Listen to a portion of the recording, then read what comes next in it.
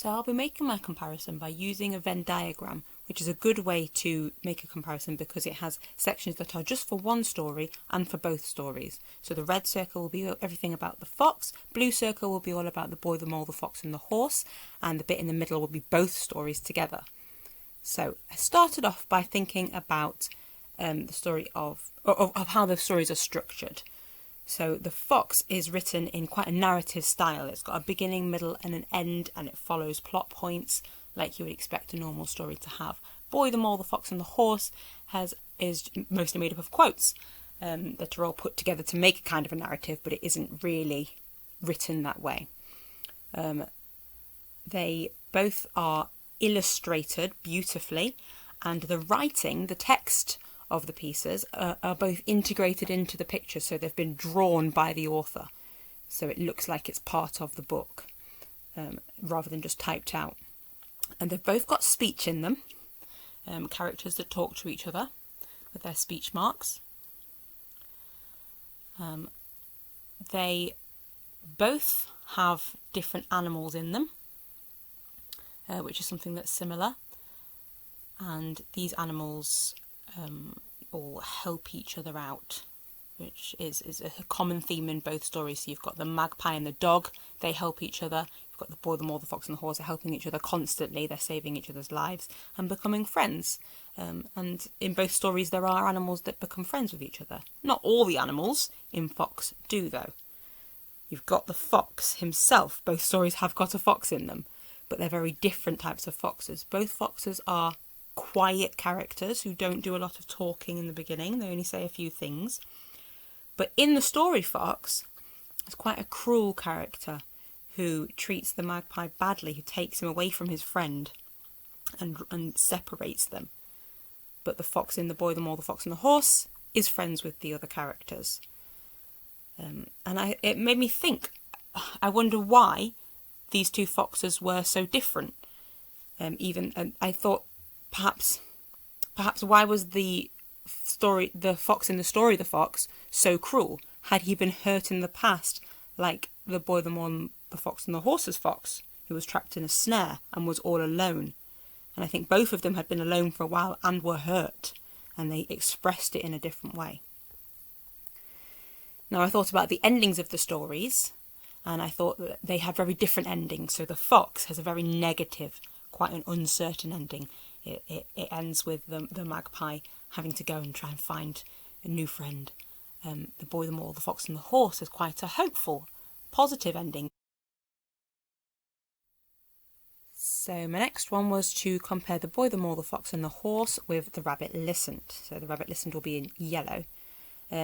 So again, I started thinking about beginning with the structure of the story. How are they written? The Boy, the Mole, the Fox and the Horse, we know, is made up of quotes, and The Rabbit Listened has got that beginning, middle, end story mountain structure. So it's a narrative. It's written to be followed on. They both have speech in them again. That's something that's similar between them.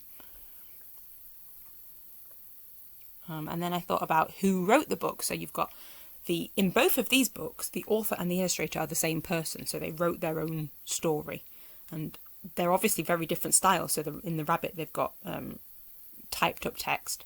In The Boy, the Mole, the Fox and the Horse, they've got integrated text. But both stories are about a young child. You've got Taylor and the unnamed boy. And both of these children start off alone in the stories. And both stories have got animals in them. So we've got lots of similarities so far. We've got loads of animals in The Rabbit Listened. But all the animals in The Boy, the Mole, the Fox and the Horse become friends. There's only 3 animals there, but they all become friends with the boy. But in The Rabbit Stayed, only one animal was really friends with the boy. They all spoke to him and tried to help him in some way, but only one was able to help him. And unlike in Boy, the Mole, the Fox and the Horse, where all the animals helped him.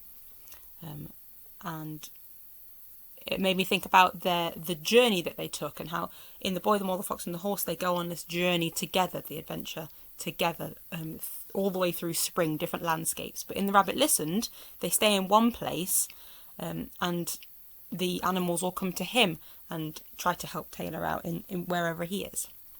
But they do all try to help each other out, which is something that I realised. All the animals try to help one another and help each other to express their feelings. That's especially apparent in The Rabbit Listened. It's all about expressing feelings and how best to do it. In The Boy, the Mole, the Fox and the Horse, they talk about their feelings of friendship and love and give each other advice and talk things out, just like in Rabbit Listened. But they do it in different ways. So you've got the bear who's shouting, you've got the snake who wants to be a bit cruel, a bit like the fox, in fact, in the story of the fox.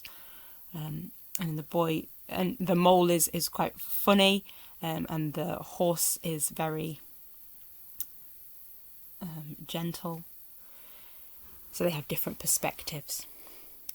So then I've thought about the endings of the story, and both of them, I thought, had quite a happy message at the end. They were both quite positive.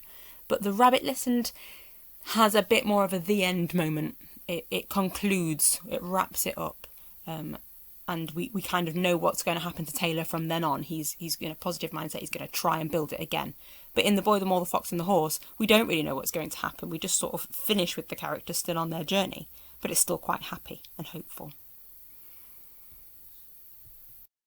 So this is them side by side for comparison. So you can see that the positive endings are in The Rabbit Listened and The Boy, the Mole, the Fox and the Horse. But the fox has a negative ending.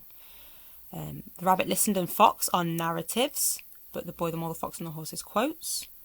All three stories have got speech because it's in both double bubbles. And both double bubbles have animals as well in the overlapping part, which means all three stories have got animals. You can see anything that's in both middles of our Venn diagrams are going to be in all three stories. So there's lots of differences, lots of helping each other. Those are the themes of all the stories. They have characters who were alone, and it talks about loneliness. So, The Rabbit Listened and the Fox, I haven't done a Venn diagram for. That'll be your job. Those are quite nice stories to compare. You can use the two examples that I've got to think about the things that would go in the middle. I can't wait to see what you're going to produce.